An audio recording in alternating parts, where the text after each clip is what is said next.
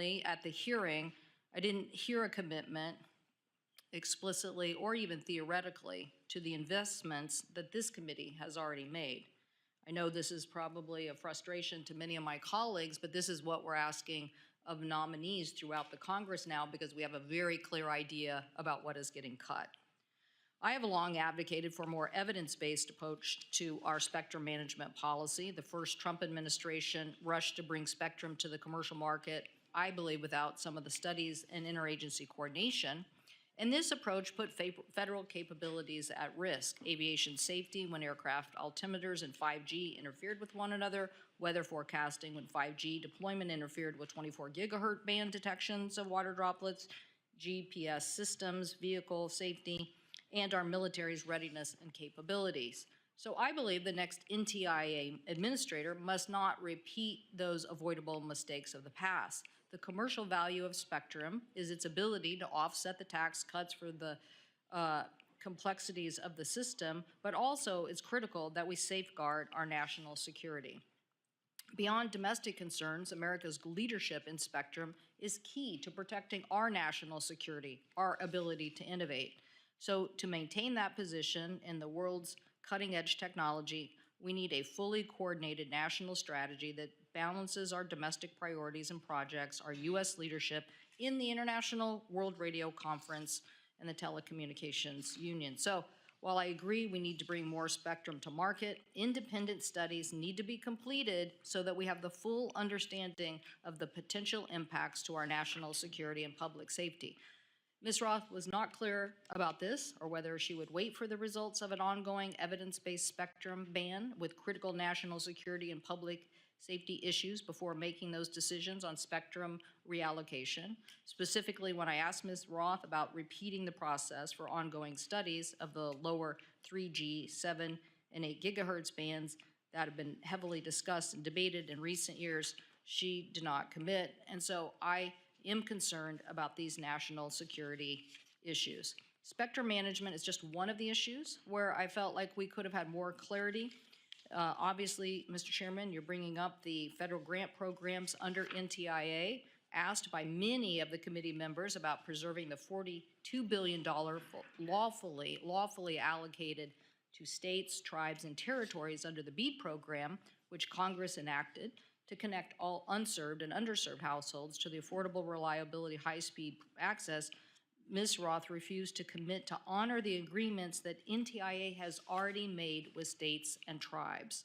So these are great concerns on the investments that our Congress has already decided.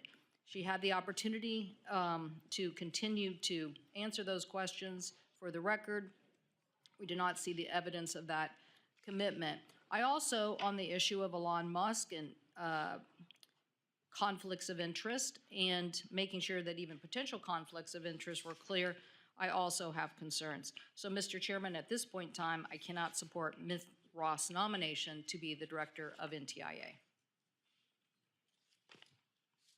I recognize Senator Wicker for a motion. Well, thank you, Mr. Chairman. And let me just add a comment or two to the announcement that you made. The chairman said that Ariel had given birth to a beautiful baby girl. He knows what he's talking about. He's got a picture up here, and actually on the first morning of her life, she flashed a nice big smile, and he's got that to prove. Also, in an effort to wait until the day of her vote here in committee, Ariel saved that final push till 10 minutes after midnight. And so her timing is impeccable. Based on that and other reasons, I move that PN 2225, nomination of Ariel Roth to be Assistant Secretary of Commerce for Communications and Information, be favorably reported. Is there a second? Is there any discussion? Roll call, please. Clerk will call the roll. Mr. Thune. Aye by proxy. Mr. Wicker. Aye. Mrs. Fisher. Aye. Mr. Moran. Aye. Mr. Sullivan. Aye. Mrs. Blackburn. Aye. Mr. Young, Mr. Budd, Mr. Schmidt, Mr. Curtis, Mr. Moreno, Mr. Sheehy, Mrs. Capito, Ms. Lummis, Ms. Cantwell, No. Ms. Klobuchar, No by proxy. Mr. Schatz, No by proxy. Mr. Markey, No by proxy. Mr. Peters, Ms. Baldwin, Ms. Duckworth, No by proxy. Ms. Rosen, Mr. Lujan, Mr. Hickenlooper, No by proxy. Mr. Fetterman, No by proxy. Mr. Kim, Ms. Blunt Rochester, No by proxy. Mr. Cruz. Aye. The yeses are 15, the nos are 13. The motion is agreed to, and the nomination is ordered to be favorably reported. I will now recognize any members of the committee wishing to make any remarks. That concludes our markup, and we will now move in to our hearing.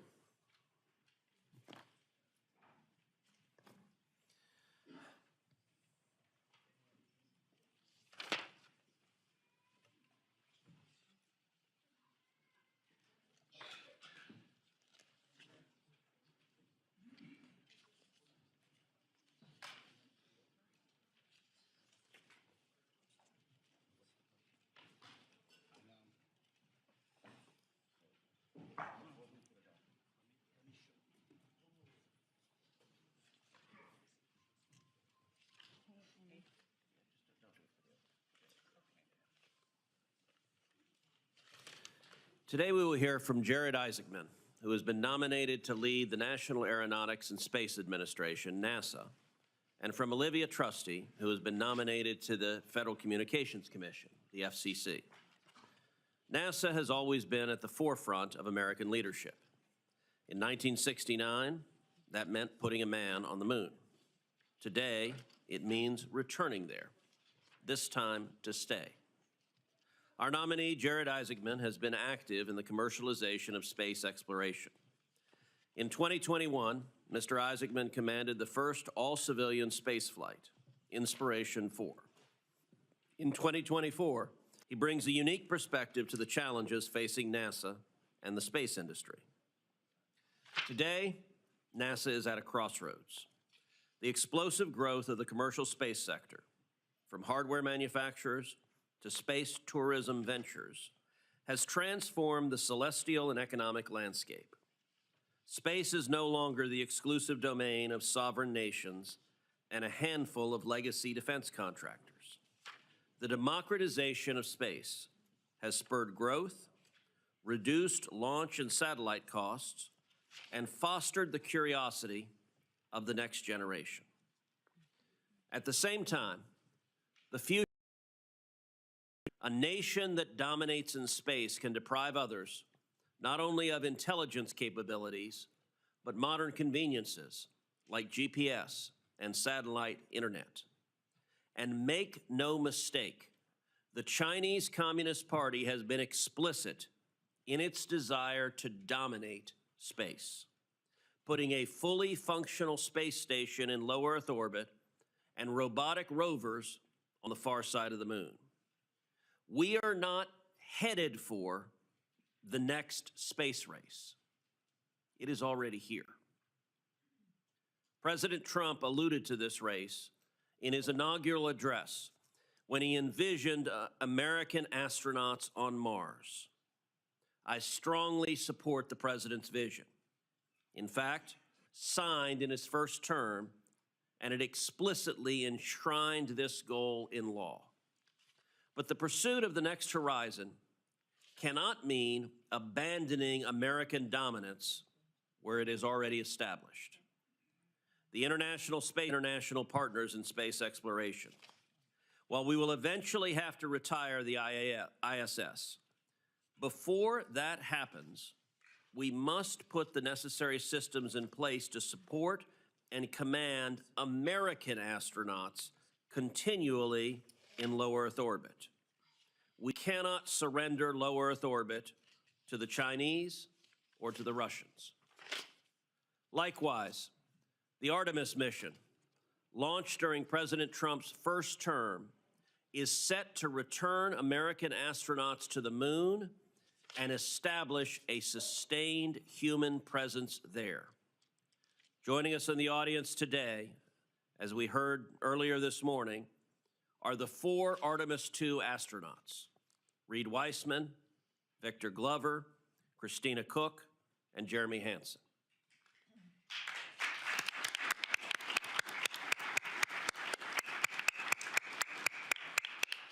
In the next year, they will fly to and orbit the moon, setting the course for Artemis III's return. Consistent bipartisan support serve as a stepping stone to landing American astronauts on Mars. In fact, this stepping stone approach is explicitly in the law as enacted by Congress. We must stay the course. An extreme shift in priorities at this stage would almost certainly mean a red moon, ceding ground to China for generations to come. I am hard-pressed to think of a more catastrophic mistake we could make in space than saying to communist China, "The moon is yours, America will not lead." So I look forward to hearing from Mr. Isaacman about his goals for NASA, his commitment to Artemis, continues to lead the world in space exploration. Let me now turn to the Federal Communications Commission, which faces its own set of challenges. The agency's Universal Service Fund was recently challenged in the Supreme Court. Its broadcast ownership rules are ill-adapted to the modern media environment. And most significantly, in March of 2023, the FCC lost its authority to conduct spectrum auctions for the first time ever. This ongoing lapse in auction authority has cost jobs and has weakened America's global standing. Increasing the amount of spectrum available for commercial use will secure our preeminence in telecommunications and will unlock billions of dollars for domestic investment, creating hundreds of thousands of jobs. Olivia Trusty has nearly 20 years of relevant experience in telecommunications. She is currently a staff member at the Armed Services Committee, which is chaired by our colleague, Senator Wicker, who will be introducing her this morning. Ms. Trusty has also worked as a policy director here at the Commerce Committee, giving her a well-rounded views of the interest of both the Department of Defense and the commercial industry when it comes to mid-band spectrum. I am confident that Ms. Trusty will be an asset at the FCC, where she will champion a spectrum pipeline, protect free speech, and ensure access to fast and affordable internet. I look forward to hearing from both of today's nominees and learning how they hope to advance American greatness within their institutions. I now turn to Ranking Member Cantwell for her opening remarks. Thank you, Mr. Chairman, and good morning to our 2 nominees, Mr. Isaacman and Ms. Trustee. Congratulations on this nomination. Mr. Isaacman, obviously for NASA, and Ms. Trustee for the Federal Communications Agency. First, Mr. Isaacman, nominee for the Administrator of NASA. As my colleague was just saying, the space race is heating up. You will have a critical task of delivering mission-critical, on-time, and on-budget challenges for the United States of America over the next 4 years to make sure it's back to the moon and ultimately the goal of getting to Mars. The NASA authorization bill, which Senator Cruz and I co-sponsored, strongly backs the Artemis program. It includes a lunar lander, redundancy, NASA's Space Launch SLS system, and critical to America's leadership in space, getting Americans back to the moon. The state of Washington has long been a home to aviation, but now with over 40 companies across the state of Washington producing space-related products, we have over 2,000 employees working just on the Artemis program. So we're invested. These companies supply components for the Gateway Space Station, the Orion crew capsule, the 2 crewed lunar landers, the SLS heavy lift rocket, and its ground system. Beyond space exploration, NASA is also one of the world's top R&D organizations. We had a chance to talk about that in my office, about NASA's discoveries and science that are helping us with our aerospace industry overall. NASA scientists and engineers provide the crucial evidence and information to both government and industry on issues like AI, quantum, advanced aerospace materials, and next-generation manufacturing. So I know a consortium in my state, standing up a tech hub, has been an applicant that NASA has been very supportive of. I do have concerns as we move forward about reports in the press about where the administration will come down on investments. I hope we can talk about this today and clarify your position as it relates to these priorities for our nation. For example, in March of last month, the Wall Street Journal reported that the Trump administration was considering major changes to the Artemis program. You too have also made past statements about changes to the program. And if NASA does terminate the SLS and relies only on commercial rockets, such as SpaceX and Blue Origin New Glenn, experts say Americans won't get to the moon before the end of the decade. So a lot of scientific analysis resting on your shoulders, and then the budget capabilities to convince our colleagues to make these investments. Like the chairman, I want to win the race. I want to make sure that China doesn't beat us to Mars, and I hope that even with this recent announcements of theirs, that we beat them to the moon. I strongly believe that safety and resiliency, built through redundancy and innovation through competition, is a key. So I would like to hear your views on that this morning. We're also seeing the administration and DOGE specifically cancel research grants to fund science agency and lay off highly skilled technical experts across the federal government. According to the news reports, NASA has confirmed an announcement by DOGE that up to $420 million in agency contracts have been canceled. So this is of a concern, sorting out how this cancellation impacts many different organizations. Meanwhile, tomorrow is the last day of work for several top NASA advisors, including the chief economist, the chief scientist, and the chief technologist. Their positions were eliminated because of the DOGE agenda. Reports indicate that the FY 2026 budget request might slash NASA's science funding by half. So, Mr. Isaacman, all of these are in the news, and we will want to understand your commitment to these issues or understanding your strategy about how you see us making these commitments to invest in science for the future. Now to Ms. Trusty. Certainly welcome to you and your family who is here. I think you definitely outnumber the astronauts in the room, which is, we very much appreciate that. It's good to have that support, and your nomination comes at a critical time for the FCC. We want to have a communication system that is admired by the world, and we know that you're no stranger to this issue, working very diligently for Senator Wicker, both here on this committee and now on the Armed Services Committee. The FCC plays a vital role in spectrum policy management and commercial airwaves, and I've long advocated, as I said in my earlier statement, for an evidence-based system. And during the first Trump administration, the rush to auction, I think, raised some concerns, and most notably, they sold the C-band without proper FAA coordination about the impacts of aircraft altimeters, creating an unnecessary problem that almost caused flights to be grounded and slowed down the implementation of 5G. So I hope we'll hear about that issue, how you see us getting a more balanced approach in communication. Because of the FCC's influence over some of our most important institutions, including the media and the internet and providers, the FCC is an independent agency not subject to direct presidential control, but this tradition is under attack. The Trump administration is seeking to bring independent agencies like the FCC under the president's direct control. Recently, the president fired 2 Democratic commissioners at the Independent Federal Trade Commission without cause.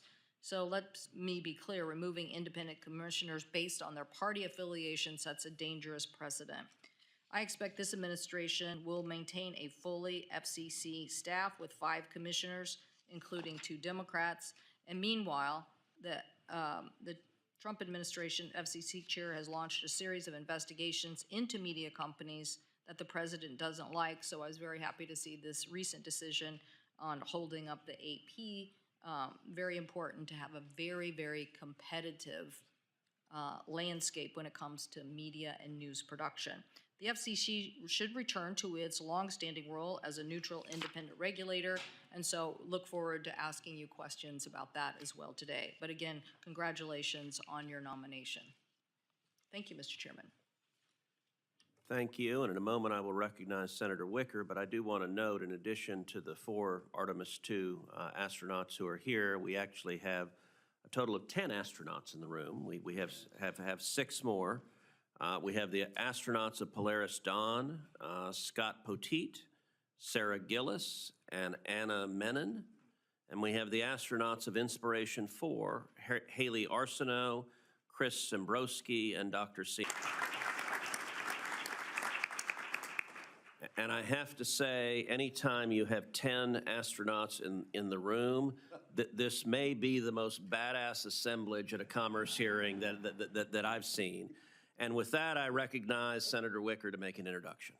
Well, thank you, Mr. Chairman. And yes, thank you for introducing all of our astronauts. And as you can see, Senator Fisher and I engaged in a little hero worship before you hit the gavel and started this.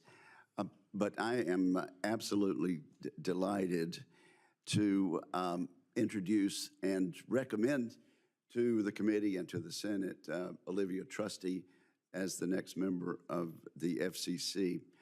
I'm unqualified, actually, to tell what a great nominee she is. And also, I hope there's some work being done back at my office. We have a number of staffers who slipped away, and I think there are probably a number of people watching on the telephone. But I'm profoundly appreciative for this honor and appreciative to President Trump for making this nomination. I frankly cannot conceive of a more qualified nominee. Olivia Trusty performs work at the highest level of excellence, and she does it for the right reasons.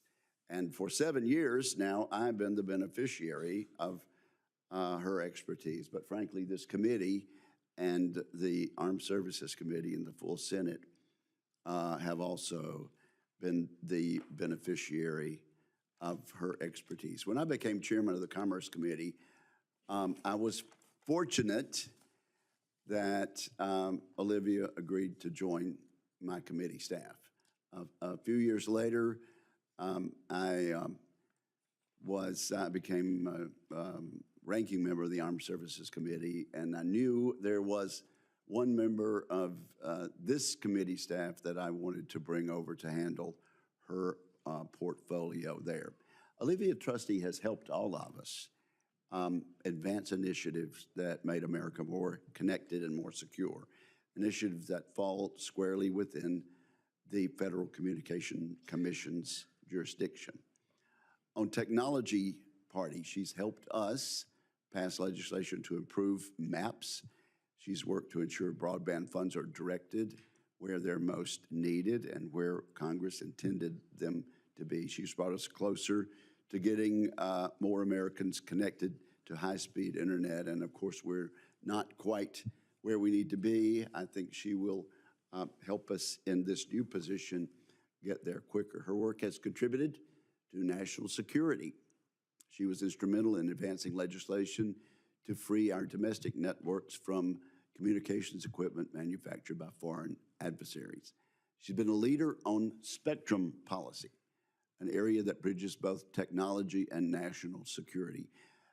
She has collaborated with members and staff across the Commerce and Armed Services Committees to find common ground between commercial and federal interest. Olivia Trusty wants to help our country maintain our leadership without risking national security. And she's worked to make that happen. I could go on and on, but Olivia does like brevity. She chooses her words carefully and concisely. Let me just say, she plays chess, not checkers. She sees around the corners. She shoots straight, and she will shoot straight with members of this committee and the Senate. She uses common sense and adherence to the law, and she will do so as a commissioner. On a personal basis, she's serious about her faith. She's an NCAA gymnast at UNC Chapel Hill. She's a Mormon Republican from Maryland, for heaven's sake. And those of us who know her know that, that she'll do a magnificent job. And actually, we're fortunate that she's chosen to work in the public sector for the taxpayers, and I could not give a more resounding endorsement to her nomination. Thank you, Mr. Chairman. Well, I will say that is very impressive, particularly that she plays chess and not checkers and shoots straight. I will say shooting is a novel strategy in chess, but whatever works and gives you the checkmate. There's more than one way to defeat the king. And with that, I recognize the junior senator from Montana, Senator Sheehy, to introduce Mr. Isaacman. Had to put junior in front of it, didn't you, Ted? For nearly 70 years, I'm still the junior senator from Texas. That's a good this point. place, that could stick around a long time. I am the longest serving junior member. So yeah, 24 years, you could still be the junior member. I wear it with a badge of honor. Okay. Well, thank you, Chairman and Ranking Member. For nearly 70 years, the United States has been at the forefront of space exploration. President Trump knows how critical it is for our country to lead the way yet again as our space program aims to reach new heights, and that's why he chose exactly the right man for the job, Jared Isaacman. I've personally known Jared for several years, sharing an aviation community in Montana and cooperating with him on improving the education experience for our next generation of explorers, astronauts, engineers, and pilots who attend space camp at the U.S. Space and Rocket Center in Huntsville, Alabama. Of note, both Jared and I attended space camp, an arduous 5-day program for small children, and I would say it lit a spark in both of us to chase the dream of aviation and aerospace. We both dreamed of being astronauts as children. The difference is Jared actually is one, whereas I had to settle for the decidedly less cool title of senator. America has been the leader of global space travel for generations, pushing the boundaries of science and testing the limits of human endurance and intellect. All Americans should be deeply proud of the incredible accomplishments of heroes like Alan Shepard, John Glenn, Neil Armstrong, Jim Lovell, and many others. The sacrifice and leadership of these brave astronauts is what most Americans know well.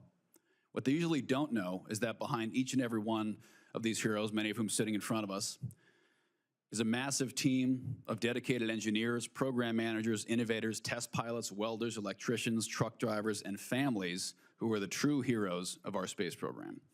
To lead this incredible team requires a leader who not only understands and believes in the mission, but also has the interdisciplinary skill sets to coordinate these cross-functional teams to achieve critical outcomes. As we have unfortunately seen in recent days, NASA is struggling. And what's worse, it has been struggling for the past couple of decades. Since the tragedy of the Columbia disaster in 2003, which I remember like it was yesterday as I was preparing to enter the pool for a high school swim meet, NASA has been a struggling organization full of great people, searching for revival.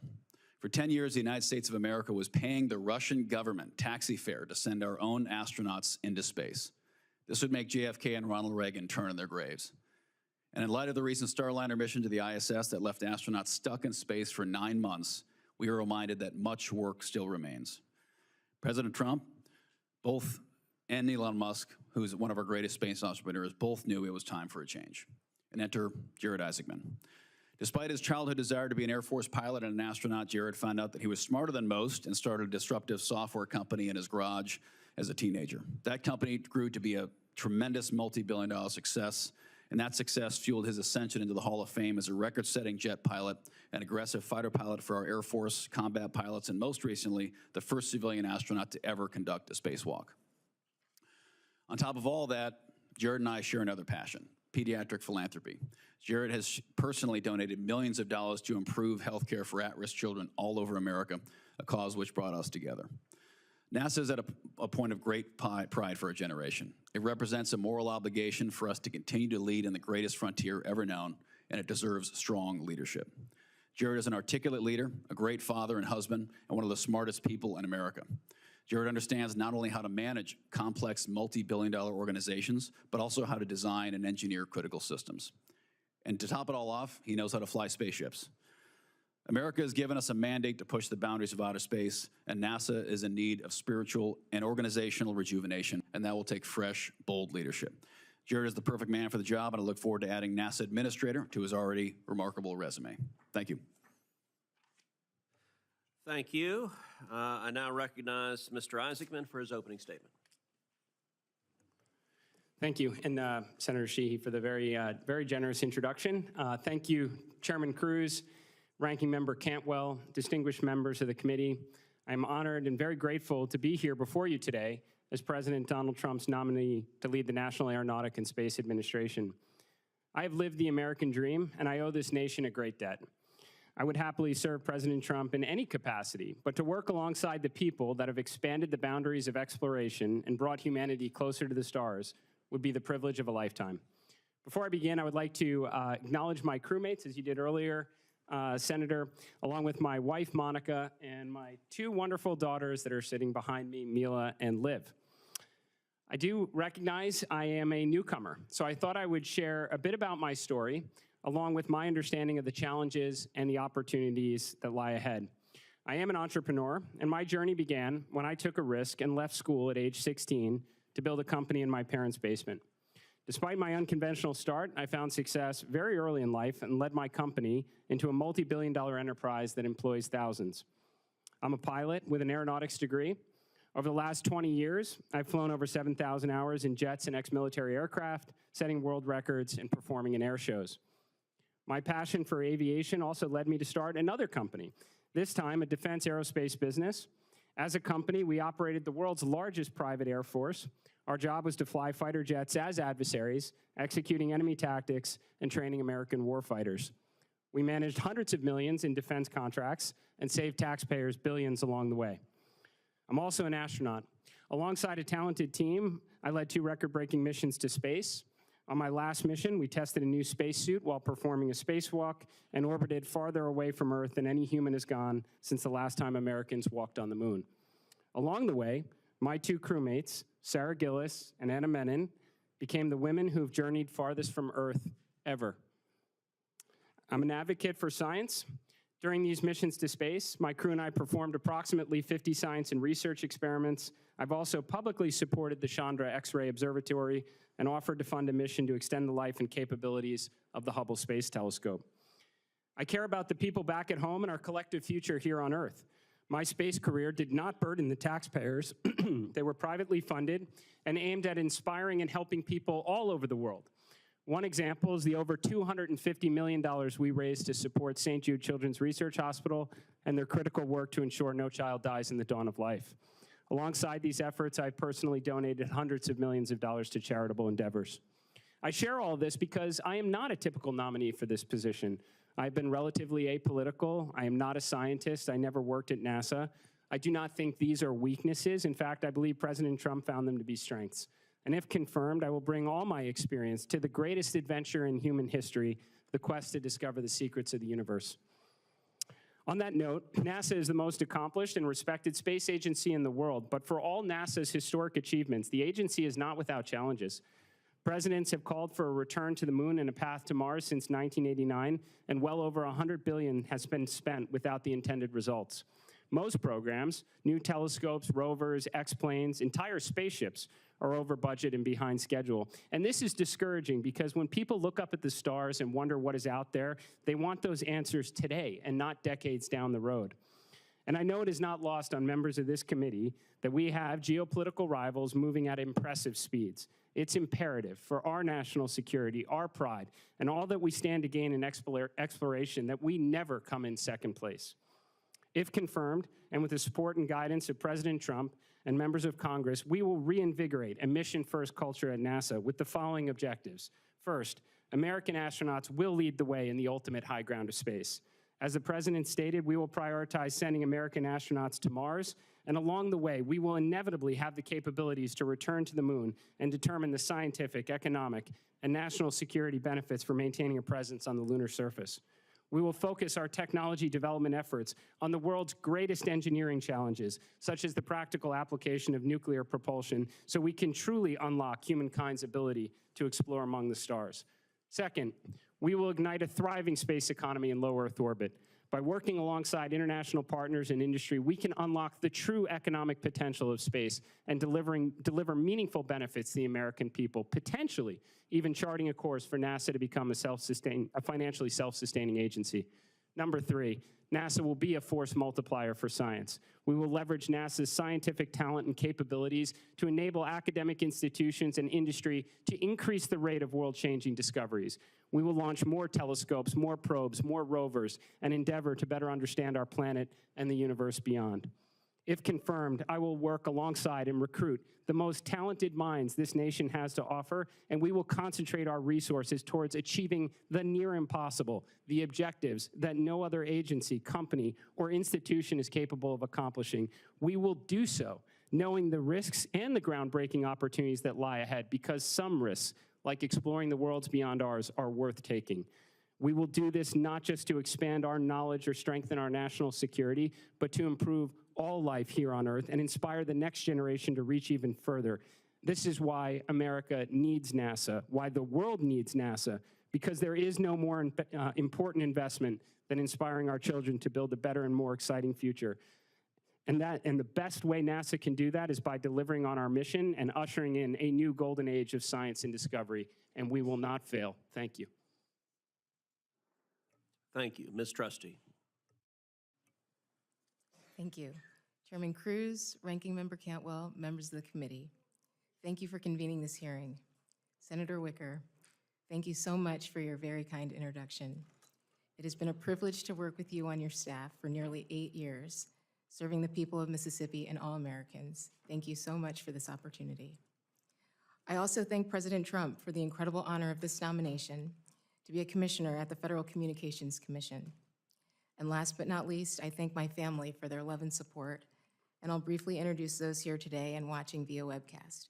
My parents, Terry and Ellen Trusty, my sisters, Lauren, Jennifer, Angela, Elizabeth, and Caroline, and my brother, TJ, my brothers and sister-in-law, Thomas Ventimiglia, Matthew Burton, Sola Fafita, and Naeem Trusty, and my precious nieces and nephews, Sophia, Thomas, and Julian Ventimiglia, Ella, Jack, Caroline Kay, and Henry Burton, and Isabel, Summer, Ellen, and Lana Trusty. I love you all so very much. Growing up in a large family with 5 sisters and 1 brother, I was taught early on about the value of service. Through my parents' daily actions, they emphasized the importance of helping others, whether through small acts or larger commitments. As I've grown older, I've credited my parents' example to the example set by my paternal and maternal grandfathers, George Preston Trusty Sr. and Ernest DeWitt Powell Jr., both of whom served our country in World War II and the Korean War, respectively. Although my grandfathers came from different backgrounds, they shared a common commitment to defending this country and protecting the values we all hold dear. What brings me here today is my desire to continue the shared commitment to public service and love of country that's been in my family for generations.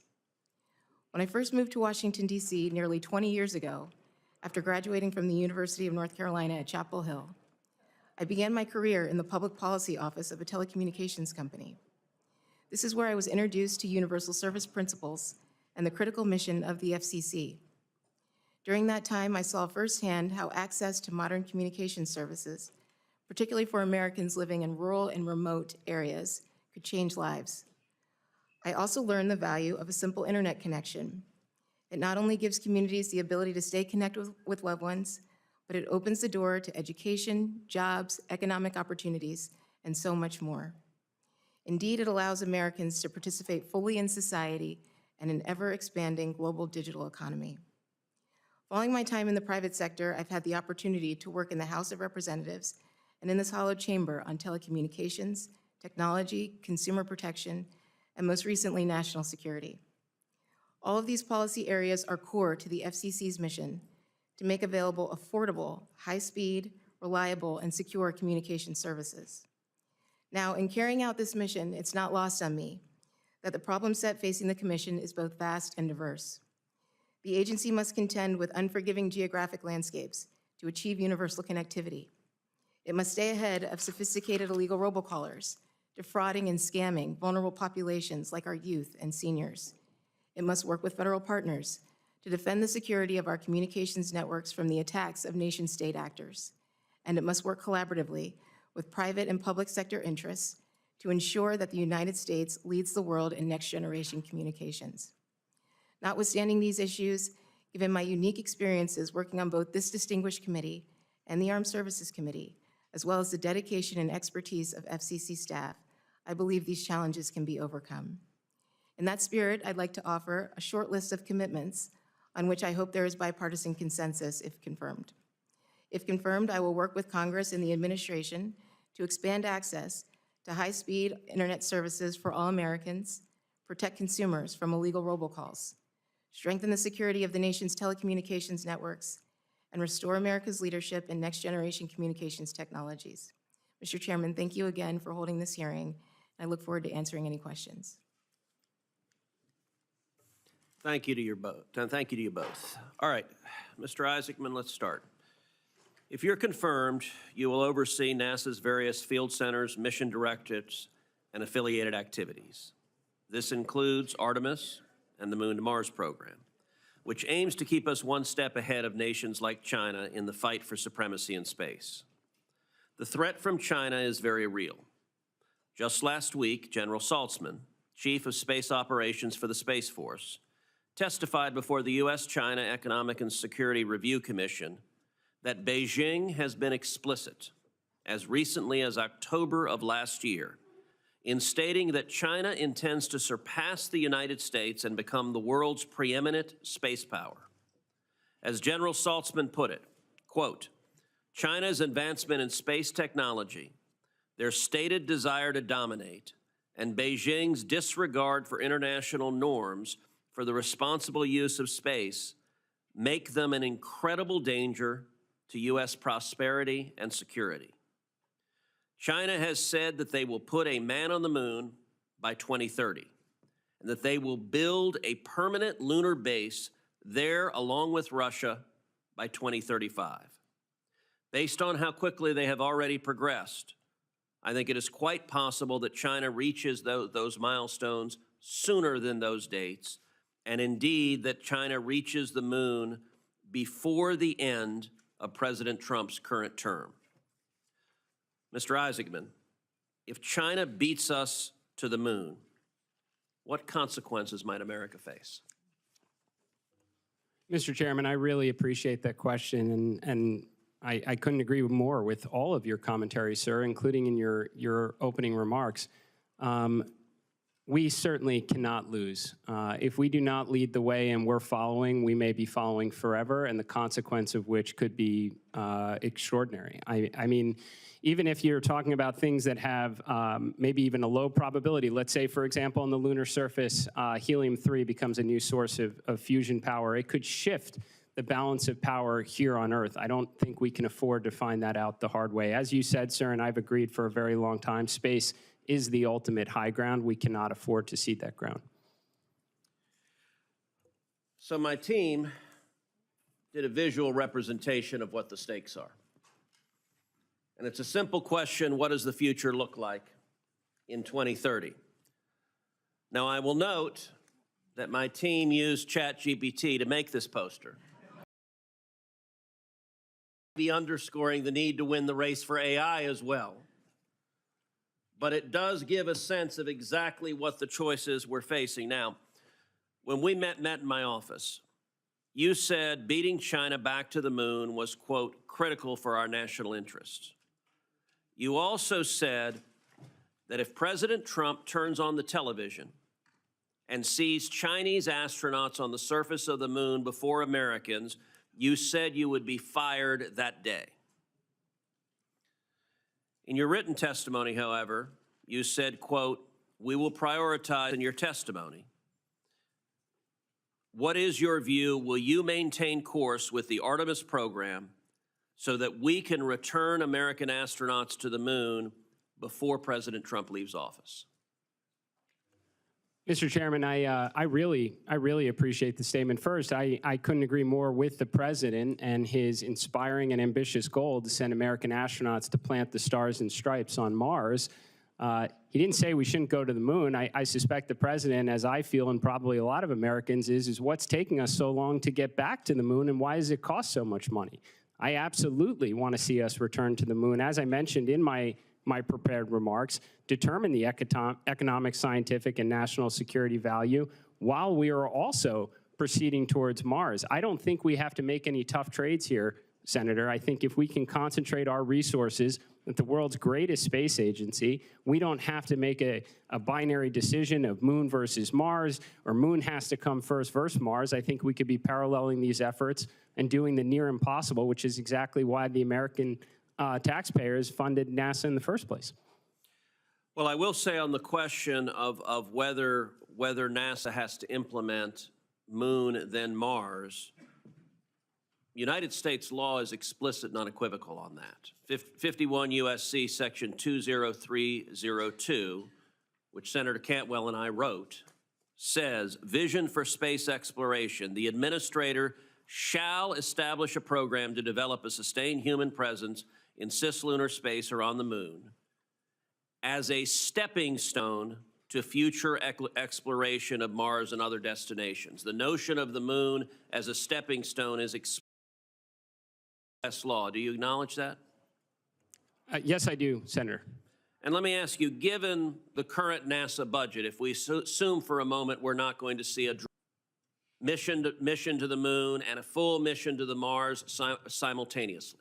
Senator, as I mentioned in my prepared remarks, I think we can absolutely do that. We can figure out the space economy in low Earth orbit. We can run more scientific missions. This is the agency that went from sending Alan Shepard on a suborbital mission, and 8 years later, we saw Neil Armstrong and Buzz Aldrin on the surface of the moon. Do I think that we can get back to the moon, chart a course for Mars, and do all the other things? Absolutely, Senator. So do we have your commitment? You will not allow the scenario on the right on this poster to happen, that China will not beat us to the moon, that one of these heroes sitting in this room will set his or her, and as a father of 2 daughters, I'm particularly excited that Artemis is committed. It will be a her. The first woman will step foot on the moon, and she will be an American astronaut. Do we have your commitment that we will win the race to the moon and China will not beat us? Senator, I only see the left-hand portion of that poster. And next time we'll make the American flag bigger. Senator Cantwell. Mr. Chairman, I ask unanimous consent that the poster be placed in the record. An excellent idea, and a chairman who was crossing his T's and dotting his I's would have done so already without objection. Senator Cantwell. Practical side of this and the expertise, both on the aviation and the space side. It's a question, I think, of a long-term challenge of different administrations to deliver on this goal, and how each administration and each Congress does or doesn't support it.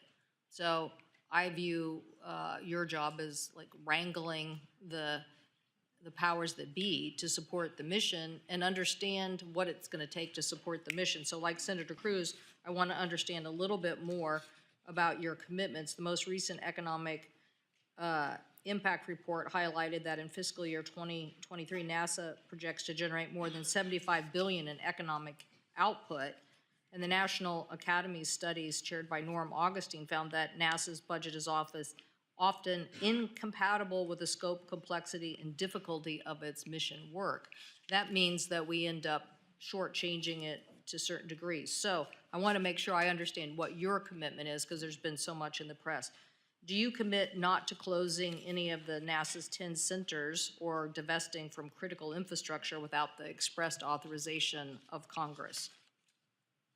Senator, you absolutely have my commitment to work alongside Congress. I think NASA is going to require the best and brightest from across the nation and all of our critical infrastructure in order to achieve its mission to do the near impossible for all Do humankind. you see any reason to close these 10 centers? Senator, there's only so much that I can be briefed on in advance of this opportunity. I fully expect to roll up my sleeves and determine, where all of our best resources are, so we can get back to achieving the mission as quickly as possible. The 2024 National Academy's report noted that the use of service and firm fixed-price contracts at early stage of technology development can jeopardize mission success and degrade NASA's own in-house technical capabilities. What are your thoughts about these fixed-term contracts? Senator, as Agree with someone... that statement? I guess, do you agree with that statement? They can be deleterious, I'm just asking if you agree with that. Well, I take two things away from that, Senator. First, having run a defense aerospace company for more than a decade, and generally I am a fan of fixed firm price contracts and being held accountable to what we bid. In terms of the difference between NASA's in-house expertise and what commercial industry is able to provide, I believe NASA should be working on, again, per my prepared remarks, on the near impossible, what no one else is capable of doing. And when they figure it out, commercial industry takes over and brings the rest of the world to follow. You might be one heck of a entrepreneur in relation to science. You said you're not a scientist, but that won't matter if we make very bad decisions based on somebody's arbitrary budget analysis instead of what is our long-term mission. So that's what we're trying to get out of you. How do you think we're going to accomplish this so that we have a more, listen, the more we can explain this to everybody, I guarantee you the more my colleagues will support it in a budget. The more it gets slashed and burned by different approaches by DOGE, the more harmful it can become to people undermining the support for the mission overall. So you have a big challenge here. It's to move us forward at a critical moment. Where are you, so do you believe that we should have a reduction in workforce or the science budget, some of the things that I mentioned in my opening statement?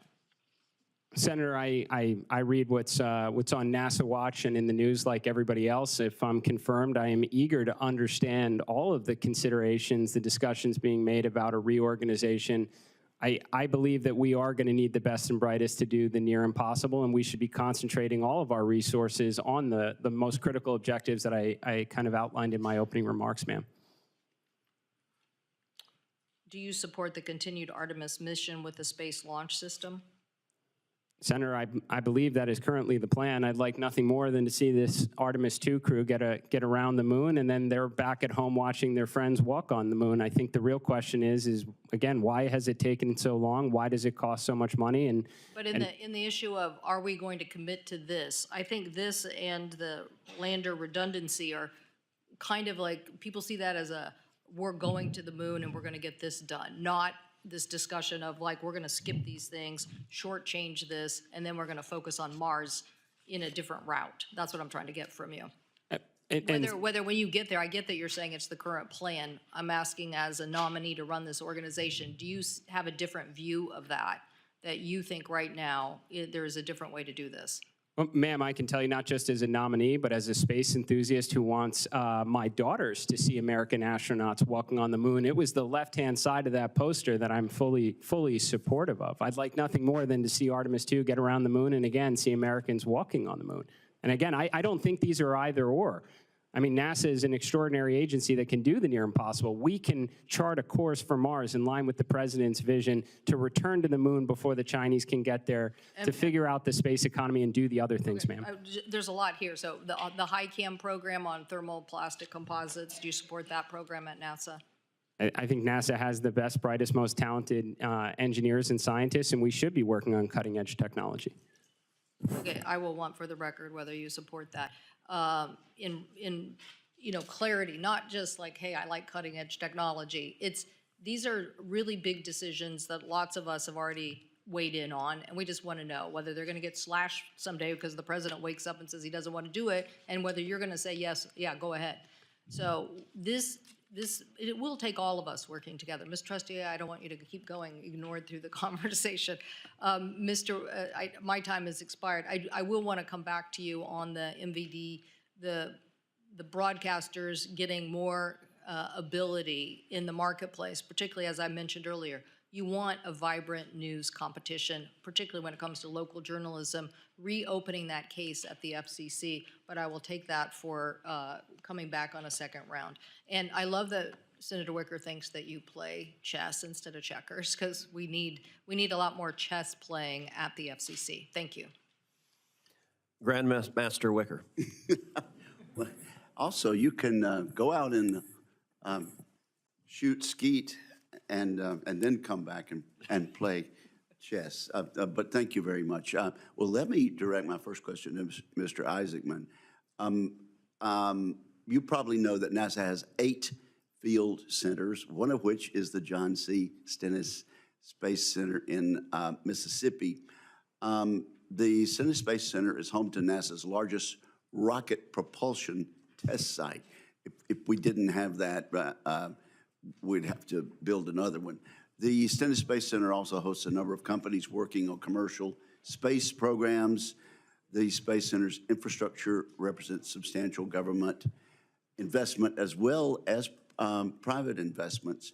So the day after you're confirmed and sworn in, will you come to visit me in Mississippi at the Stennis Space Center?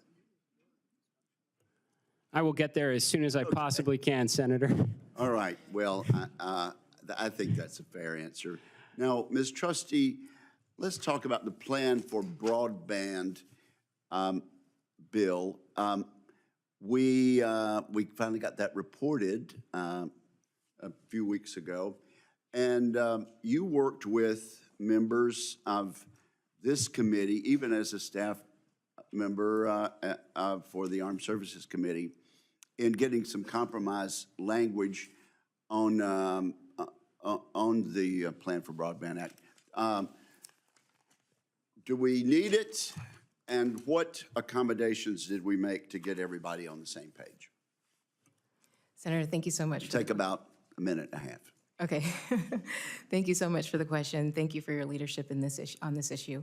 You know, interagency coordination is essential to closing the digital divide. I think as many members on this committee know, there are about 130 broadband programs across 15 different agencies, and GAO has determined that those programs are fragmented and duplicative, and there's an opportunity to streamline, consolidate, and coalesce these programs so that the resources are better targeted to unserved areas so that we can get communication services to more rural, remote areas that lack connectivity right now, and expand and close the digital divide, or just close the digital divide, not expand it. And so I think the Plan for Broadband Act is the key to this solution. It creates a strategy that will help us to target these resources better to unserved communities so that everybody can fully participate in the global digital economy. And we had to accommodate high-cost areas, tribal areas, and also do some compromising on the spending cap. So I do appreciate that. Let me ask then in the last 2 minutes. During COVID-19, the broadband across Europe suffered several disruptions. Did we have that kind of disruption in the United States, or was there a difference, and why do you think things may have turned out differently in Europe as opposed to here in the United States? Thank you so much, Senator. I appreciate this question. You know, I think the reason why we did not face the same issues here during the COVID pandemic as it relates to our internet networks is because competition and innovation, a light touch regulatory framework we saw worked really well. We just have not seen the predicted harms materialize in the absence of more prescriptive legacy regulations. And so under your leadership when I was on this committee, to ensure consumers were protected, even if competition and innovation fail, you set up a bipartisan net neutrality working group to put together bipartisan legislation to ensure that consumers were protected regardless, but that we had a modern framework. I thought that was a great example of how to move forward with our next generation networks and ensure that consumers continued to have access to critical connectivity services. Has there been any throttling or blocking in the United States in recent years? Senator, I'm not aware of any of the predicted harms materializing that were projected during this debate a couple of years ago. Thank you very much. Thank you, Mr. Chairman. Thank you. Senator Kim. Yeah, thank you, Chair. Mr. Isaacman, I'd just like to start with you. I guess I just wanted a little more clarity about, are you committed to having a permanent presence on the moon? Senator, I think the biggest thing is we need to get back there. It's been taking a very long time, and the American taxpayers have invested an awful lot. I agree with you on that front. Yeah. I think we can take that for granted between me and you. But I guess I wanted to get a sense, because the chairman laid this out actually, and the poster that he had wasn't just about getting back to the moon, but it was about sustaining a presence on the moon. And I just feel like I don't have a good understanding of what your actual position is right now on that. Well, I think, Senator, the first step to me is to return to the moon and determine its economic, its scientific, and its national security value for remaining there. I saw that in your statement, and I guess I was confused because in your response to the chairman, you were talking about how helium-3, this is something that could very well shift the balance of power within the here on Earth. What else are you looking at? Like, what else is in your mind right now beyond helium-3 and the impacts there when you're talking about scientific, economic, and national security?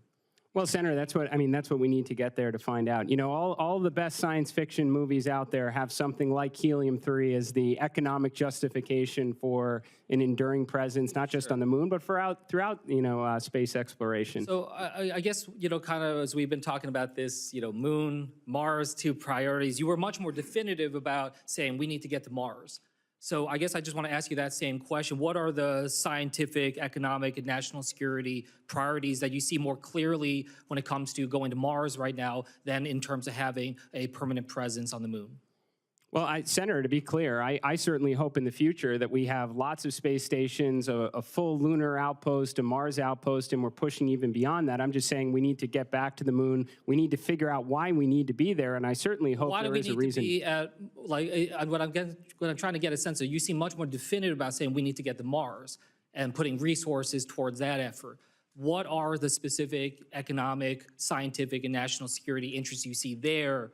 Because I get a sense that you have some greater clarity there than you do when it comes to the moon. Well, I would actually hope you're getting a sincere answer from me that we should be doing both and the other things. Now, Mars... You think we can do both moon and the Mars on the current NASA budget?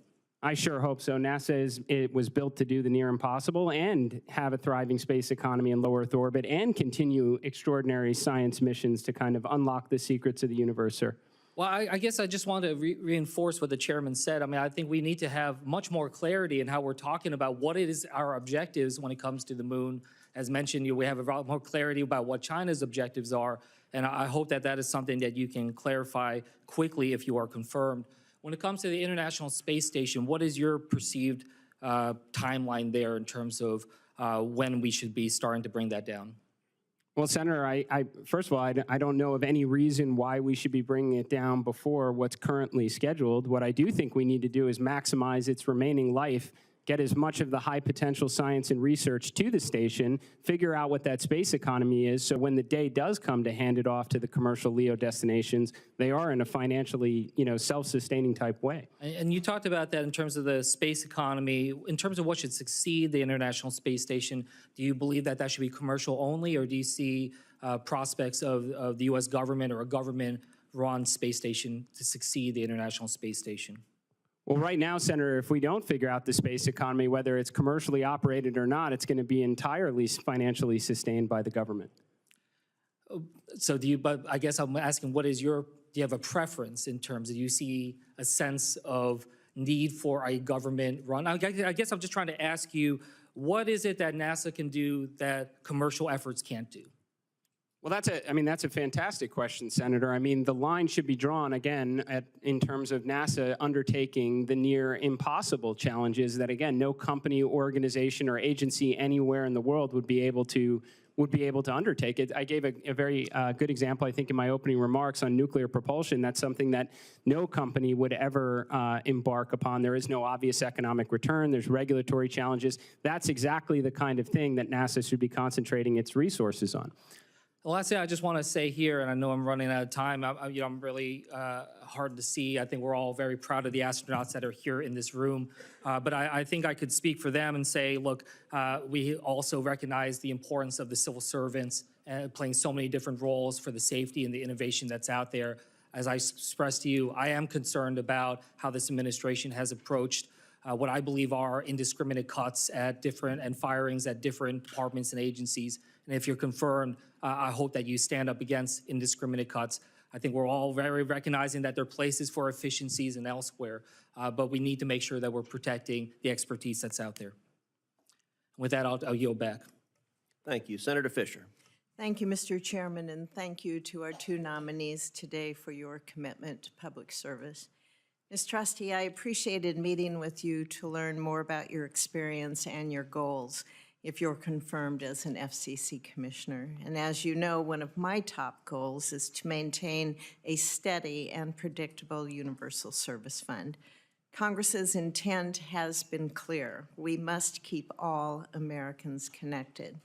I also look forward to co-chairing the Universal Service Fund Working Group with Senator Lujan to advance this priority. Ms. Trusty, how do you view the Universal Service Fund and its mission to universal service? Thank you so much for the question, Senator, and thank you for the time. It was great to meet with you and discuss your priorities. The universal service is the cornerstone of the FCC's mission. The Universal Service Fund itself has connected millions of Americans across the country.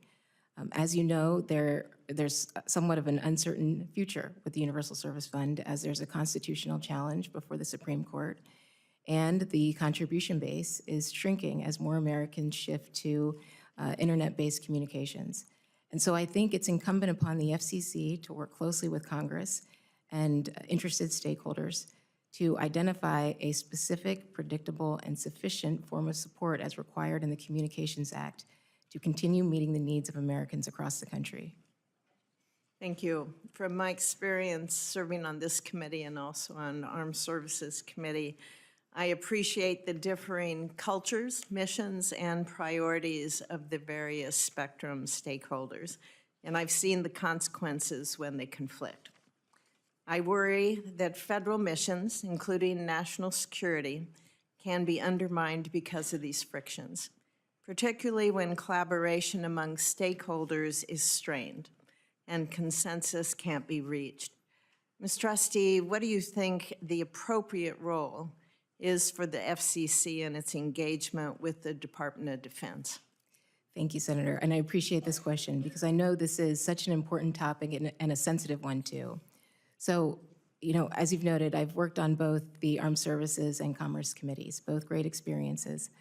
During my time on the Armed Services Committee, I've certainly developed a greater appreciation for DoD's national security mission and how critical spectrum is in carrying out that mission. I also know from my time on the Commerce Committee that spectrum is the lifeblood of wireless communications. It's essential to meeting our economic objectives both domestically and abroad.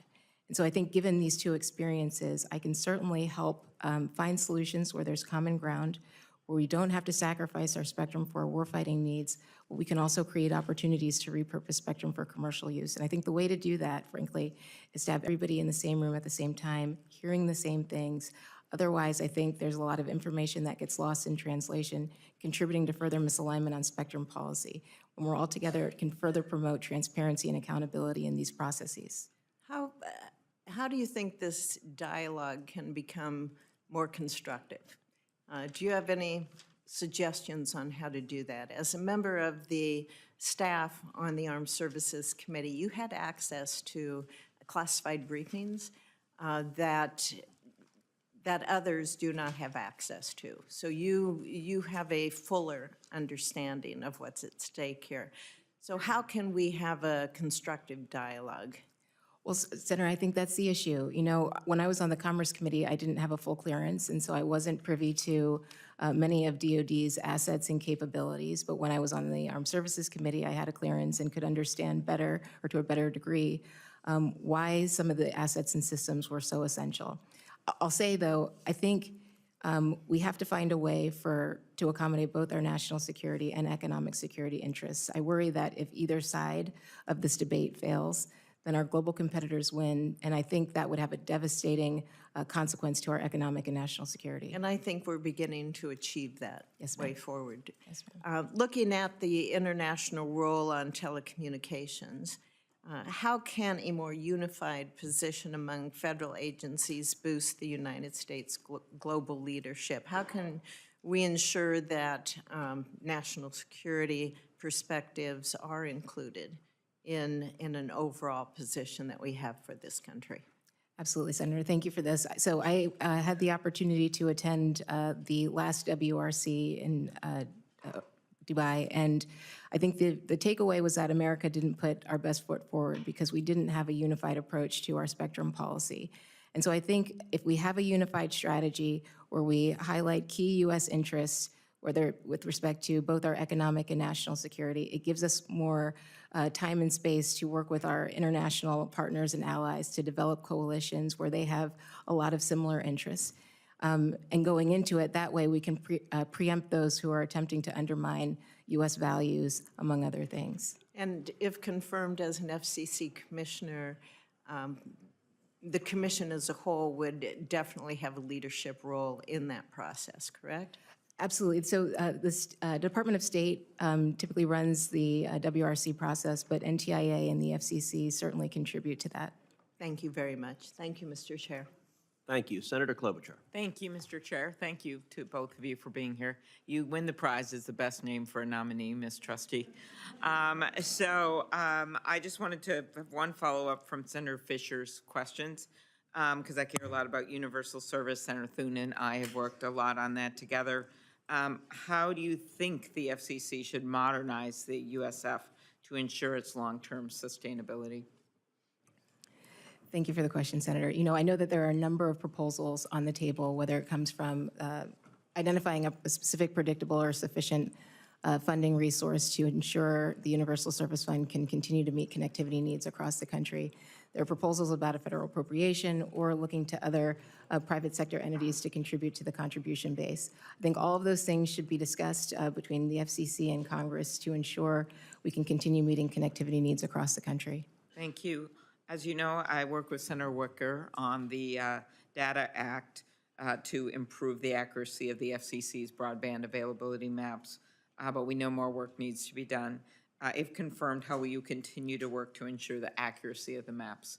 Thank you, Senator. So, you know, I was on this committee when the Broadband Data Act was passed with the goal of making sure we knew where broadband is available, where it's not, to better target resources to unserved areas. You know, as a part of that law, there's an opportunity for a challenge process where folks can challenge the accuracy of the data, which I think can help improve the accuracy of the maps. I also think the FCC should work with private sector stakeholders who produce their own maps to inform the accuracy of the maps so that we can better target resources to areas who remain unserved, or who remain served. Okay, very good. Thank you. And as you know, care a lot about getting the broadband funding out. We've talked to a number of nominees about that. And then I'll ask you a question writing on 911. So Okay. Thank you, thank Senator. you. Mr. Isaacman, welcome. And we had a good talk over the phone. I mentioned STEM was really important to me. I was looking back in 2017, President Trump signed into law. I remember because Senator Fisher called me from the White House. She was there and she said, "What is this bill of yours he's signing into law?" Because she happened to be there. And they did an event. So it was a bill authorizing the NASA administrator to encourage women to study STEM. It's called the Inspire Women Act, and pursue careers in aerospace. Could you talk about promoting the STEM workforce and in your role, if confirmed as NASA administrator, how you can inspire more people to go into STEM in general? just coming off the robotics competition in Minnesota on Saturday. Thank you. I was there. Understood, Senator. First step is I'm still working on getting my two daughters to want to grow up and enter into the STEM fields. I've tried with spaceflight, and I will get there. I would love to answer that really in two parts. I think the first thing is it is a fundamental obligation of NASA to inspire the next generation to want to be scientists, engineers, astronauts, pilots, doctors, researchers. And I think the best way NASA can do that is by executing on its mission. I mean, that is what's going to have children want to dress up as astronauts and scientists for Halloween, is to get back to the moon, to get to Mars, and to inspire the world with whatever the replacement is someday for James Webb that gives us 100 times the resolution. The second part, ma'am, is what I mentioned in my opening remarks about NASA being a force multiplier for science. Once we inspire them in their youth to want to grow up and join this grand endeavor, we want to get them hands-on in their various academic institutions.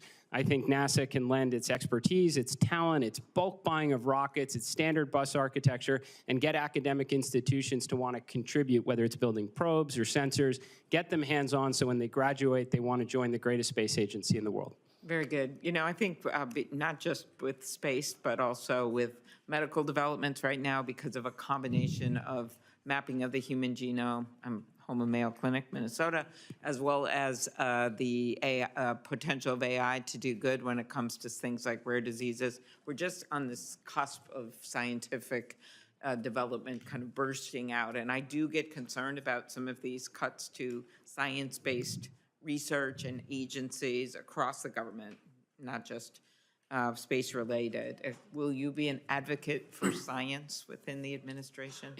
Yes, ma'am. I do believe the president is looking to usher in a golden age of science and discovery. Personally, I just spent a few days ago with 40 different science and researchers sharing the results from my most recent mission to space. I'm passionate about science. I'd love nothing more than to continue to see NASA go out and try and unlock the secrets of the universe. Thank you. Phenomenal plugs for Minnesota in that questioning. Always find a way. You'll learn that soon, Mr. Marino. So Senator Moran, see if you can top that for Kansas. Well, that wasn't what I intended to talk about, but I'm happy to promote my state and have to, certainly to Mr. Isaacman. Wichita, in particular, the air capital of the world, Wichita State, NIAR, and these astronauts, when I had a conversation with them by phone, asked me the question, do you know that you have the greatest space museum in the world in Kansas? To which I said, I know that. I'm just pleased that you know that. Can I tell the rest of the world that you're saying those things? And so I thank you for that opportunity, the Cosmosphere in Hutchinson, Kansas. Ms. Trusty, let me start with you. I'm pleased by your nomination that President Trump has chosen to nominate you. I appreciate the friendship you and I have had over a long period of time of my office in Dirksen, and we've passed and had conversations in the hall for a long time. I have great faith in you. Let me ask you these, on that topic, let me tell you that it's been my disappointment over time to watch the FCC become much more partisan and incapable of reaching decisions. It's changed in the time that I've been in the Senate, as the Senate has changed in the time that I've been in the Senate. And I would encourage you to use every effort to find ways to find solutions to problems and to bring the commission together to serve the American people. And I don't know that I need to ask you, but I assume you would say that you will do so. Yes, absolutely, Senator. Thank you. I want to mention just spectrum policy, as a couple of my colleagues have mentioned before. Looking at Congress's options about authorities to the FCC when it comes to reauthorizing that spectrum auction authority, what would your recommendations be? Thank you, Senator. I think this is very important. So I would recommend that Congress restore auction authority as quickly as possible. I think it can be a catalyst to investment and innovation, particularly as it relates to expanding broadband infrastructure across the country. I also think it serves as a signal to the rest of the world about how we're prioritizing our telecommunications policy and where we're going. This is underpinning every emerging application that we can think of: artificial intelligence, quantum computing, and so much more. And so I think by showing that we have confidence in our regulatory processes and frameworks to have auction authority restored to support that kind of innovation, I think that will go a long way. Ms. Trusty, media ownership is back in the news again. do you believe it's important for the FCC to rid us of the rules that are no longer necessary or inhibit competition that currently exist in media ownership rules? Yeah, appreciate the question, Senator. I definitely think we need a modern regulatory framework that reflects the realities of today's video media marketplace. As you know, the media marketplace has changed dramatically over the last 2 decades, driven largely by technology advancements and changes in consumer preferences. Consumers have access to all sorts of things, your traditional broadcast and cable, as well as live streaming video and social media, all things that make for a great personalized television viewing experience and things that I think the FCC should continue to promote that allows broadcasters to flexibly compete against technology companies for ad revenues, consumer viewers, as well as programming. Ms. Trusty, that's particularly true in rural America where the options are fewer than they used to be and local programming is a difficult task to accomplish. So I encourage you to pursue those changes. One more, BEAD implementation. One of the things we're worried about is the timing of the FCC's efforts in deploying broadband funds when BEAD is yet uncompleted, because one of the goals is to make sure that we don't overbuild and that you're not both providing dollars to the same opportunities to provide broadband and internet services. So would you consider, how would you consider the FCC in holding off moving forward on allocating 5G funding until BEAD allocation decisions have been made in order to maximize that, the efficiency of those 5G funds? I appreciate this question, Senator. This goes to the heart of interagency coordination. I think the FCC and NTIA need to be in constant contact about where BEAD is going, when it's going, so that we can be better stewards of taxpayer dollars, target funds to unserved areas, ensure that there's no duplication or overbuilding, as you mentioned. And there could be a possibility where BEAD infrastructure could be leveraged for USF funds or vice versa. But I think this all goes to interagency coordination and making sure we're the best stewards of taxpayer dollars. So you have my commitment that I would do that, Senator, if confirmed. Thank you. Mr. Isaacman, let me tell you that I now have concern about your leadership capabilities. While you were indicating that you were working on getting your daughters to pursue STEM education, both of them were shaking their heads this way. I hope you can fare better at NASA. We're going to fix this, Senator. In the short 12 seconds that I have left in my time, I'll ask, I guess, one question. Do you believe that the current Artemis architecture featuring SLS rocket or Orion spacecraft is the best and fastest way to beat China to the moon? Senator, this is the current plan. I do believe it's the best and fastest way to get there. I don't think it's the long-term way to get to and from the moon and to Mars with great frequency, but this is the plan we have now, and we've got to get this crew around the moon and the follow-on crew to land on the moon. Thank you. Thank you, Mr. Chairman. Thank you. I recognize Senator from Michigan, Gary Peters. Thank you, Senator. Congratulations to both of our nominees here on your nomination to these important positions. Mr. Isaacman, we had a great opportunity to talk yesterday in my office about a variety of issues. Artemis came up frequently, as I know it's come up at the hearing frequently as well, including Senator Moran in the previous question. And you suggested here and there that NASA can pursue the Artemis program or a mission to the moon and a potential Mars mission in parallel tracks, is how you've been describing it. I'm concerned, though, about the possibility of achieving that while we expect budget cuts to NASA. We've already seen cuts and somewhat significant cuts, I would argue, to staff at NASA. So my question for you is, do you agree that budget cuts would undermine that vision that you are expressing? Well, Senator, I think right now NASA has a pretty extraordinary budget. I believe it's close to every federal law enforcement agency combined ×2. With that budget and those resources available, I do believe we can do the near impossible. I think we can have multiple flagship scientific missions at once, which means we can have multiple space exploration missions at once and try and solve the space economy in low Earth orbit, sir. Even with budget cuts, you'll be able to do that? Well, Senator, I'm not familiar with what what's potentially being contemplated, but I will absolutely do the most with the resources available to try and deliver on NASA's world-changing mission, sir. So I think it's pretty clear we're likely to see constrained budgets. How do you envision speeding up our timeline for the Mars mission that you talked about, while also ensuring that Artemis is properly resourced and protected from any future cuts that may come their way? Well, Senator, I think across the board, we have to acknowledge, as I mentioned in our opening remarks, we do have problems here. The presidents have called for return to the moon and a path to Mars since 1989. We spent a lot of money, and we haven't gotten this crew around the moon, let alone landing on it. If I'm confirmed, I absolutely am going to roll up my sleeves and get in the trenches with the best and brightest and figure out where we have our program challenges, what's impeding progress, clear those obstacles, and get back to delivering on the mission. If we can do that, then we're going to get the inspirational side of NASA going, we're going to get the STEM side growing, and the next generation is going to grow up and want to reach even farther, sir. As you know, public-private partnerships between NASA and commercial space companies is a critical part of space exploration efforts. You know that firsthand from your flight to space twice with SpaceX. And I understand that you have business ties with SpaceX previous to your nomination as well. My question for you, given the fact that Elon Musk serves both as the CEO of SpaceX as well as is a White House employee and leader over DOGE, which has significant influence over spending and contracts, at least that's what we have been seeing.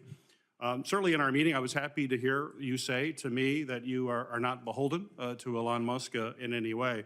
So I want to give you an opportunity to say that on the record, if I may. So first, have you had any communication, emails, text, or calls with Elon Musk regarding how your plan to manage NASA since you were nominated? Not at all, Senator. What steps will you take, if confirmed, to ensure that he is not allowed undue influence, given the extensive contracts that he has with NASA, to make sure that he has no undue influence over the awarding or the implementation of those contracts? Well, I think, Senator, I absolutely want to be clear. My loyalty is to this nation, the space agency, and their world-changing mission. I have to imagine that in the 1960s, Administrator Webb would have taken phone calls and welcomed the input from all the various contractors that were contributing to the endeavor. But they're the contractors. NASA's the customer. They work for us, not the other way around, Senator. Very good.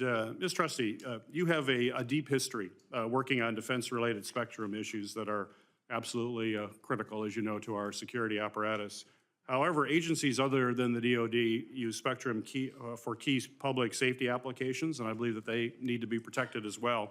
One such band is 5.9, also known as the auto safety spectrum, which is overseen by the Department of Transportation. This band allows for the deployment of safety technologies, including cellular vehicle-to-everything technology that certainly enables collision avoidance, freight efficiency movements, and a whole lot more. In 2020, some of the spectrum was allocated away from these auto safety purposes, which in my mind will reduce roadway safety in the long term. And I believe we can't let that happen again. I think my senator from Ohio will agree that we have to make sure auto safety is always put at the forefront of considerations when it comes to the spectrum. So my question to you is, if confirmed, will you commit to protecting the remaining auto safety spectrum for roadway safety innovation like the cellular vehicle-to-everything technology?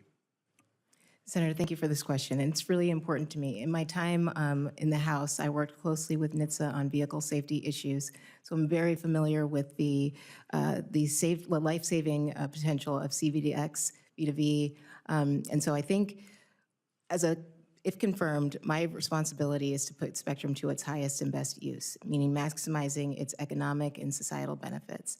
When it comes to vehicle safety, that will certainly be a part of the information in the record, and I'd be happy to work with you to ensure that CVDX can be deployed with the resources it needs so it's readily available to all Americans. Well, I hope it is a priority, and we'll, if confirmed, we will work closely with you. Thank you, Senator. Senator Blackburn. Thank you, Mr. Chairman. Thank you to each of you for getting that testimony in and for being here today. We appreciate it and appreciate the opportunity to visit with you. Mr. Isaacman, I was so pleased to hear you talk about nuclear propulsion. We have Oak Ridge National Labs, we have Arnold Air, which is the only place you can do hypersonic testing, and of course Huntsville and Marshall Space Flight is very close to our Tennessee border. We have a lot of Tennesseans that are there. So pleased to hear you put some emphasis on that area of competition as we look at what is happening with China, with Russia, with great power competition, what North Korea and Iran are doing. Thank you very much for the question. For starters, competition can work really well. I think competition from a commercial perspective is doing great. We've gone from a world where at one point in time the nation had a dependency on one launch provider and foreign rocket technology. Now we have a very mature commercial industry with several providers able to help us accelerate mass and people and astronauts into orbit. Well, competition works well on the global stage as well, ma'am, so long as we don't lose. And right now, I mean, that couldn't be more important in the ultimate high ground of space. I mean, that is a critically important domain. NASA will continue to press out, lead the way in that ultimate high ground, but we're going to need our partners in the Department of Defense, the Space Force. We're going to need to be collaborating and making sure they're watching out for us. Ms. Trusty, welcome, and I'm so pleased to see so many of your family members here to support you, and to all of the, I guess it's nieces and nephews that are here. That's right, and siblings and friends. Just know she's really smart, and she's working hard.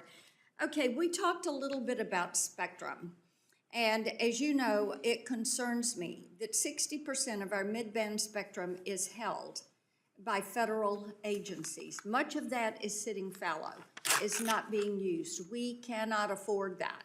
We're commercializing only 5% of that.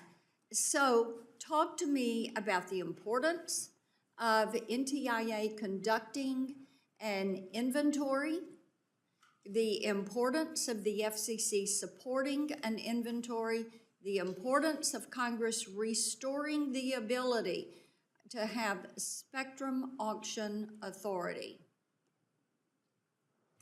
Thank you, Senator, for this question. So I'll start kind of from the first part about restoring auction authority.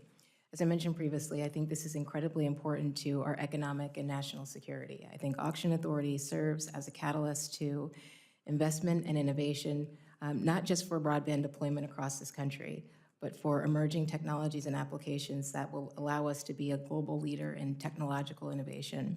As far as supporting an inventory, I think an inventory could be good. It tells us what spectrum is being used and how. As you know, there may be some things that are classified or sapped and they won't be available to the public, but certainly members of the committee could have access to that information to make more informed decisions about spectrum management. But I think we do need to have a full view of what's available, what's being used, so that we can properly put spectrum to its highest and best use for economical. And maybe even share some of that spectrum. Potentially, as the studies indicate. Yes, ma'am. Okay.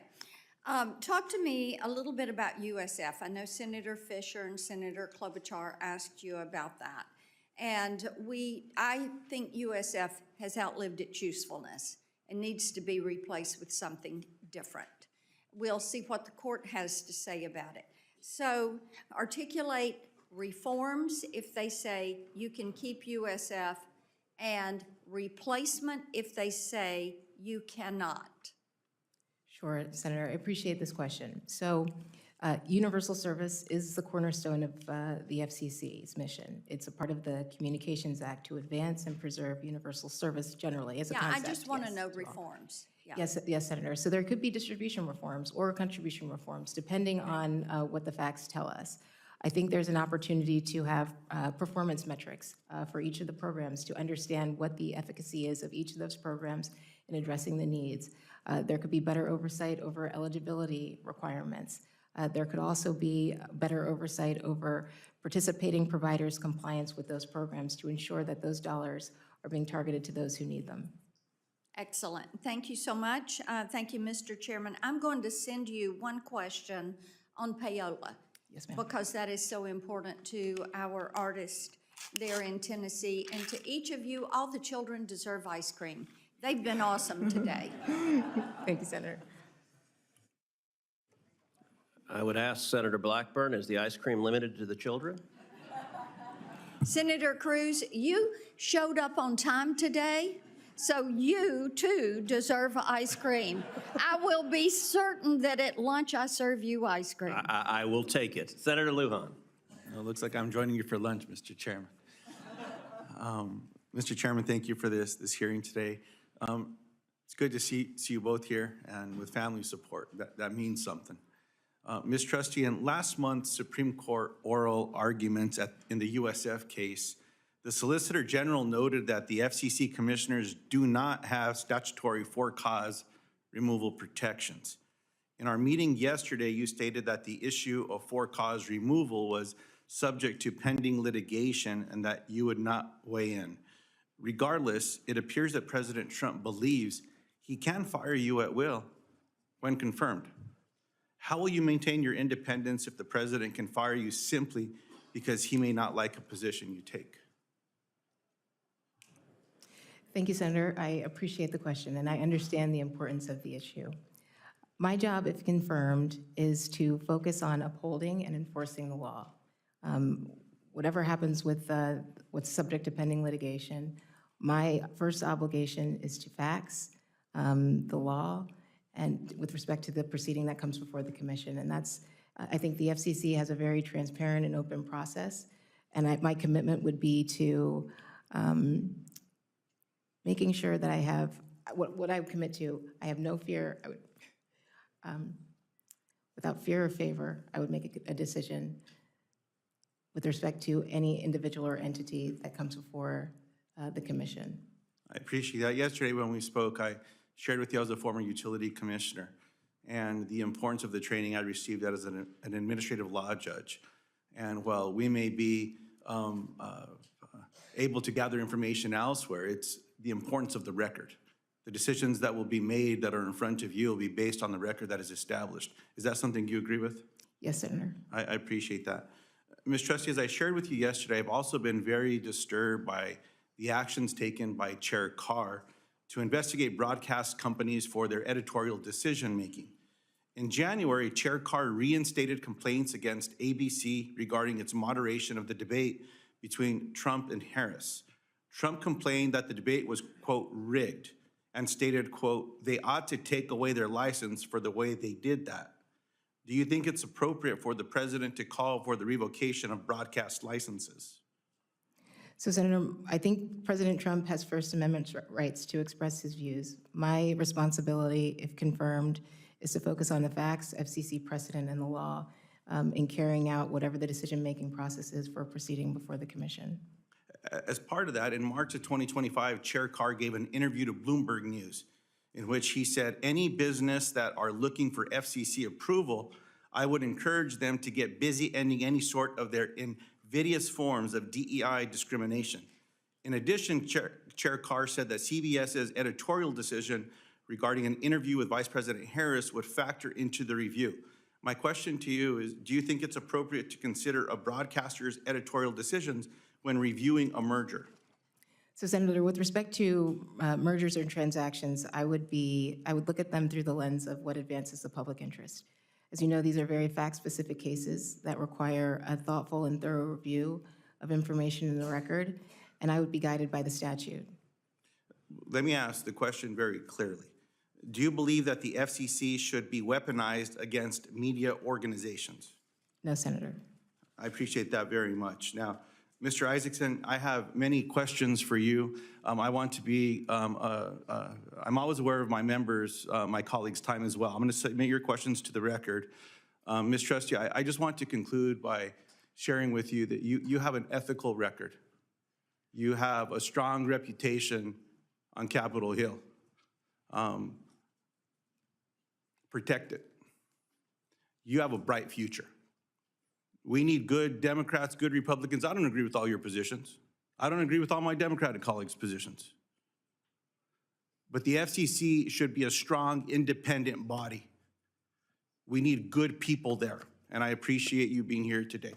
I yield back. Mr. Chairman, if I could, before we continue, for the record, Senator Fetterman would like to be recorded as an aye by proxy on the Roth nomination. Without objection, the record will be corrected to so reflect. Senator Sullivan. Thank you, Mr. Chairman, and to our nominees, congratulations, and thank you for willing to serve your country and your families. Great to see so many families here. Ms. Trusty, I want to make sure I get your commitment off the bat to come to Alaska, see the many challenges we have in Alaska. You can bring your whole family. We can do it during the summer, go fishing, but I need you to get out to my state and see the challenges, particularly as it relates to communications, broadband, internet connectivity. You know, people talk about rural, and then there's Alaska, which is just way more rural than everywhere else. Can I get your commitment to do that? Absolutely, Senator. And you know, when the FCC commissioners do that, they've all come to our state. They realize that in terms of the FCC, there's really the need for importance on embracing flexible policies as it relates to Alaska. The FCC came up with the Alaska Plan, as I'm sure you're aware of, and then they've now referred to that as the FCC's Alaska Connect Fund. Will you commit to me to working with on any future changes? There's a midpoint pause in 2029 relating to the Alaska Connect pause that gives the FCC the opportunity to look at different flexibilities there. Can I get your commitment to work with me on both what was the Alaska Plan and now the Alaska Connect Fund? Yes, Senator, I'd be happy to. That has strong bipartisan support over the last several years in the FCC. Pretty much all the commissioners have supported it. Can I get your commitment on that? Yes, Senator. Great. I'm going to ask you a question for the record on media ownership that I'd like your response on. Mr. Isaacman, have you seen the movie The Martian? I have, Senator. Okay. I have well, my daughters are older now, but when I took them to see that, they were very inspired. And you kind of have the Hollywood version, the live version right here with all these smart, good-looking astronauts in our hearing room today. Can you give me your ideas on how to promote better through media, maybe even through Hollywood, these upcoming missions to the moon, missions to Mars, to inspire our young people? I think it's a really great opportunity. I don't think NASA's always embraced that opportunity, but we have so many exciting things on the horizon, and I mean it when you look at these astronauts and how smart they are and how inspiring they can be to young Americans to serve their country, to study science. Give me your thoughts on that and what an opportunity we have to take advantage of that. Well, Senator, I completely agree. And as I mentioned before, I think it's a fundamental obligation of NASA to inspire the next generation to want to grow up and be scientists, engineers, astronauts, researchers, and set the bar even higher. And I do believe the first step on that journey is to execute on the mission. I mean, nothing's going to create more future scientists and engineers than seeing American astronauts on the moon, American astronauts on the Mars, in line with President Trump's vision, planting the stars and stripes on Mars. So I do think that is a fundamental obligation. I think that NASA right now, we could do a better job, if confirmed, on emphasizing quality content over quantity. There's, I think, about 300 different NASA social channels. They're awesome. They put a lot of good things out. I think we can narrow that down and make sure we're capturing the really inspirational footage, what everybody wants to see that inspires them to grow up and want to reach even higher. Good. I think you'll have strong bipartisan support for doing that. I also want to get your commitment, if confirmed, to come to Alaska. Senator, as a pilot, I've been fortunate to fly around Alaska quite a bit, and I would point out on aircraft that rolled off assembly lines in Wichita. I know Senator Moran would like to hear that. I'm looking forward to returning. Good, because as you know, and you've helped pioneer commercial space flight, you know better than most that the future of space access isn't just Cape Canaveral or Vandenberg. It is increasingly spread across our entire country, including places like Alaska The specific spaceport complex on Kodiak Island is the only high-altitude polar-capable spaceport in the United States. There is rising demand for facilities like that at Kodiak in terms of both government and commercial launches. They've done both. And I would love to take you out to Kodiak Island, not just to see the largest brown bears in the world, of which we have thousands, but a really, really up-and-coming spaceport complex. Have you ever spent time out at the Kodiak Spaceport Complex? Senator, I have been there. I did not see any bears. I was looking, and I would love to return, sir. Okay, so you and I are going to return some bears, maybe do some fishing with Miss Trusty when she brings her family. But in all seriousness, that is a spaceport complex that I think has enormous potential. Would you agree with that? Senator, I think that, as mentioned before, space is the ultimate high ground. It's a vitally important domain for national security. I frankly think we need more spaceports. We have to always ensure our access to low Earth orbit and ensure national security. Great. Thank you. Thank you, Mr. Chairman. And by the way, if anything, Senator Sullivan is underselling the fishing in Alaska. It is phenomenal. It's not quite as big a state as Texas, but it has enormous natural beauty. Okay, Mr. Chairman, you don't want to do the size stuff with me. Senator Blunt Rochester, at yet another massive state. That's correct. That's correct. Delaware.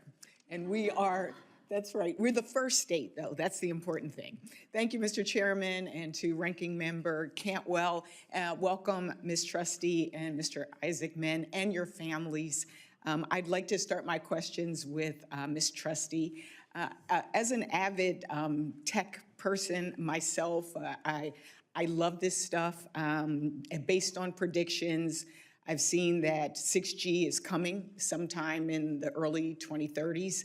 And I've heard exciting things about how 6G networks will be integrated with AI to enable better connectivity. In the House, I was fortunate to lead bills on immersive technology and it really helping us train our workforce. AI literacy was one of the bills that I focused on, and just the notion of being able to do things in real time adaptive changes presents a lot of opportunities, but it also presents challenges. There were some issues that delayed the initial 5G rollout, such as Huawei's being used as a potential supplier, infrastructure build-out issues, and more. And I view the 6G rollout as a crucial step in our competition against China in the national security realm, as well as technology spaces. Ms. Trusty, if confirmed, what specifically do you think the FCC can do to ensure that the 6G rollout is smoother than the 5G rollout was? Great, thank you for the question, and I really agree with so much of what you said. I'll start with cybersecurity and making sure networks are deployed in a secure way, and I applaud this committee on making sure the Rip and Replace Fund was fully funded. I've been interested to see the creation of the National Security Council at the FCC, and I think that's an opportunity for the FCC to leverage its authorities in the Secure and Trusted Communications Networks Act to ban other high-risk equipment and vendors from our nation's communications networks. I also think the FCC can promote the adoption of open radio access network technology, which can help diversify and strengthen our domestic supply chain so that we're not overly reliant on one or two vendors. And I think it can help increase security, competition, and ultimately reduce the cost of providing these networks in the first place. I'm a big supporter as well on strengthening our supply chains. We actually have a Cantwell, Blackburn, Blunt, Rochester bill. I like to call those my strange bedfellows bills, where we come together on these issues that we know are going to affect all of us. I want to also discuss the potential security concerns about 6G, particularly given, again, the flaws in 4G and 5G networks, such as a study finding that 100% of 4G networks were susceptible to denial of service attacks and 5G being vulnerable to network attacks. I know this is an easy one, so maybe it's a yes or no. Will you prioritize cybersecurity for 6G networks? Yes, Senator. And what other potential measures do you think the FCC can take to best secure 6G networks in particular? You know, I think this, a lot of this can be done through AI. I'm really excited about the development of the technology, and I think there are tremendous use cases in not only detecting fraud and scams, but securing the network itself. So if I'm confirmed, I would look to leverage artificial intelligence in these ways. You kind of preempted my next question, which deals with so many Americans. It's estimated that around 4 million or 4 billion robocalls are made per month. In fact, Delaware, while we're the first state, I don't like the fact that we're the first state in robocall complaints. I think I've probably received 4 of them while I was sitting here. And there's now this AI-powered grandparent scams. Back when I was in the House, as I mentioned some of the legislation I introduced, but we had one on the Fraud and Scam Reduction Act to help tackle scams that target seniors. And I encouraged the FCC, I'm encouraged that they now cover AI voice calls under the TCPA. And last year, now Chair Carr supported requiring callers to disclose upfront to consumers when they receive an AI-generated call. Do you support requiring callers to disclose to consumers when it's an AI-generated call? I certainly think that can be helpful in protecting consumers from illegal robocallers, Senator. And I will say consumer protection is one of the areas that we are very much focused on. Should you be confirmed, would like to continue to work with you on that.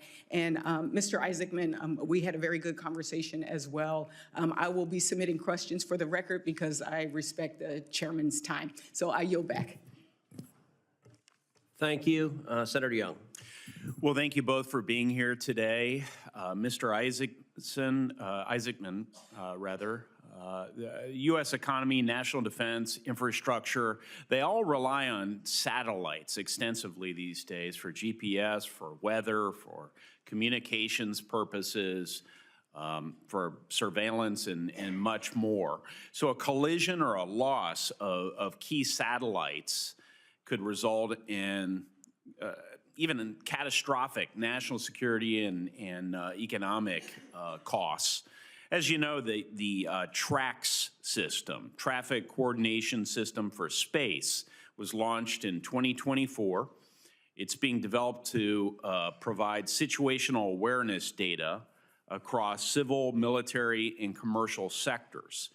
Mr. Isaacman, if confirmed, how would you ensure that NASA coordinates with Department of Commerce and DOD on space situational awareness and space traffic management efforts?